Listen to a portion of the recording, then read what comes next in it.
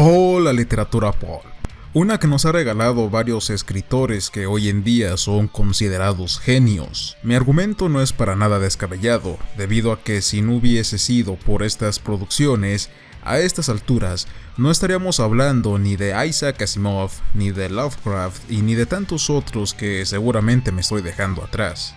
Lo cierto es que no todo es color de rosa en esto, algo que sin duda viene bastante bien dada la percepción de muchos de mis semejantes, porque así como el pulp nos ha regalado obras magistrales que lograron vencer el tan temido dominio del tiempo, tal y como diría Dunsany, la desoladora realidad es que dentro de este existe mucha basura, y cuando digo tal adjetivo, me refiero a que la mala calidad literaria pulula tal enjambre de tentáculos sin algún tipo de orden que la encarrile hacia algo más serio. Este tipo de declaraciones me han traído problemas, algo que mi buen amigo Walter Ugarte de Perú me comentó en el transcurso de la semana mientras intentaba corregir a una persona que dice haberse molestado porque, independientemente de sus circunstancias, se refirieron al pulp como una vertiente sin sentido, sucia y mal hablada. Ciertamente le dije que para que se convenciera de su error, le echara un vistazo al estilo del pulp que aguarda paciente en las páginas de este libro. Le dije que leyera algunos relatos de la Weird Menace. Seguramente muchos se han de estar preguntando, Conde, ¿qué demonios es eso? Yo únicamente he oído hablar de la Weird Tales. Para satisfacer su creciente curiosidad, les recomiendo que escuchen la emisión del 18 de marzo del programa de radio La Corte Bizarra, donde hablo un poco de los distintos linajes del pulp, o en su defecto, que se lean el prólogo del presente ejemplar que fue escrito, como no, por el siempre genial Jesús Palacios.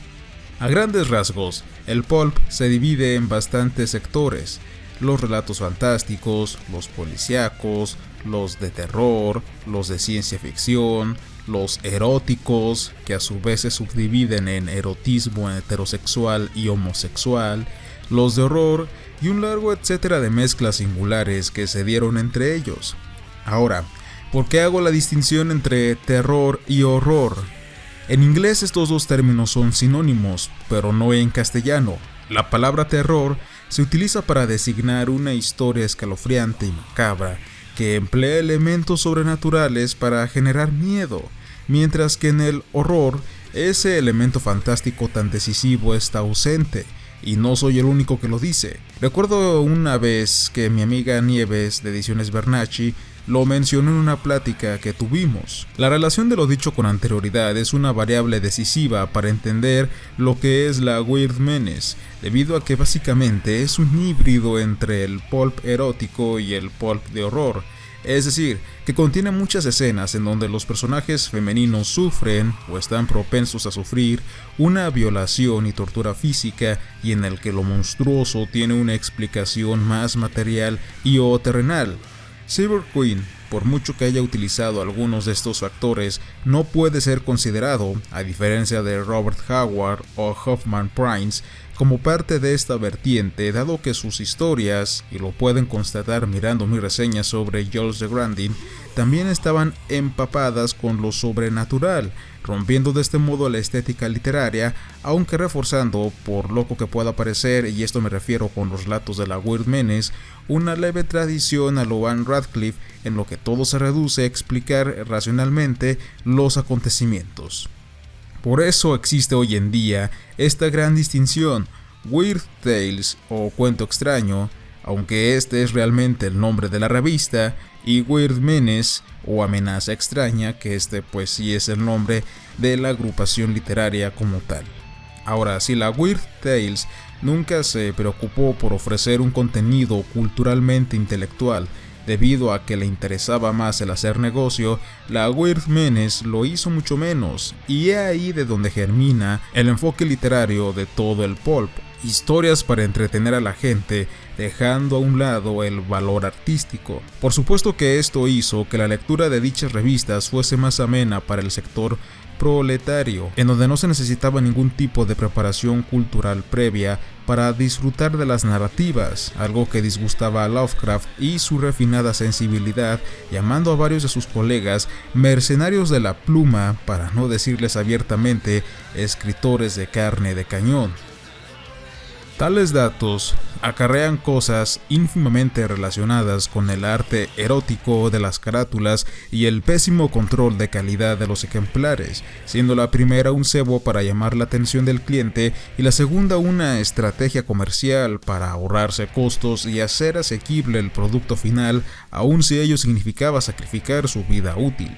Algo que Valdemar hizo muy bien en esta ocasión, muy similar a lo efectuado también con los cuentos de Crowley o con la novela del monje, es que nos advierte que los relatos aquí reunidos no son una maravilla, que son más una curiosidad que algo trascendental, pues los hombres topo quieren tus ojos y otros relatos sangrientos de la era dorada del pulp, más que una obra de arte, es una pieza histórica que nos da una mirada rápida hacia lo que yo considero es un antepasado del gore, el slasher o el propio explorer punk. De hecho, Jesús Palacios lo emparenta con cintas como Masacre en Texas. Por ende, a continuación pasaré a mencionar las historias más atractivas de este libro. En realidad no tiene nada de malo que alguna narrativa pueda llegar a ser de su agrado, porque recuerden que cumplen con su objetivo, que es entretener. Sin embargo, esto mismo no deja que abandone mis suposiciones sobre que los escritores de la Weird Menace no se tomaban muy en serio su actividad y que estaban prácticamente muertos de la risa tras cada golpe de la máquina de escribir, algo que dijo David Pérez Vega en su reseña para el blog Ñ y que voy a dejar precisamente en el comentario fijado. Voy a saltearme una gran cantidad de detalles de varias propuestas debido a que estos tienden a repetirse, ocasionando que lleguemos precipitadamente al tedio y que, con el paso del tiempo, la memoria selectiva olvide más de un argumento. El primer relato sea quizás el mejor de todos, razón por la que tal vez el libro lleva su nombre, y ese sería ni más ni menos que Los hombres topo quieren tus ojos, de Frederick C. Davis. La brutalidad se nos echa a la cara sin previo aviso, debido a que el cuento empieza con una jovencita desnuda y con las cuencas de los ojos vacías. De la nada, se comienzan a desatar una serie de crímenes similares en los alrededores de aquel poblado, donde cada uno es más grotesco e infernal que el anterior. Entonces se atisba la presencia de un conjunto de criaturas demoníacas cerca del umbral de una mina abandonada, que sin duda está enlodada con un aura de aberración sexual. Enseguida tenemos a El Señor de los Muertos, de parte del creador del género de la espada y brujería, el gran Robert E. Howard. En esta historia ocurre algo curioso que quisiera destacar, porque como han de saber, de los tres mosqueteros de la Weird Tales, se presume que Howard fue el más prolífico y al que podríamos llamar, de una forma un tanto más profesional, un verdadero escritor, dado que Smith se consideraba a sí mismo un poeta y Lovecraft nunca fue capaz de desprenderse de su piel de aficionado. Lo anterior se relaciona con que, además de crear a sus célebres Conan y Solomon Kane, Howard también concibió al detective Steve Harrison, que posee un total de 10 historias canónicas, siendo El Señor de los Muertos una de ellas. Si se toma como referencia la temática que lo hizo tan famoso, se podría pensar que Steve Harrison es una especie de detective de lo oculto de Robert Howard, y para desgracia de muchos, nada más alejado de la realidad. En esta historia, Steve tendrá que luchar contra una secta maquiavélica emparentada con la estirpe de los antiguos mongoles, todo mientras sigue una serie de pesquisas que lo llevará a la victoria.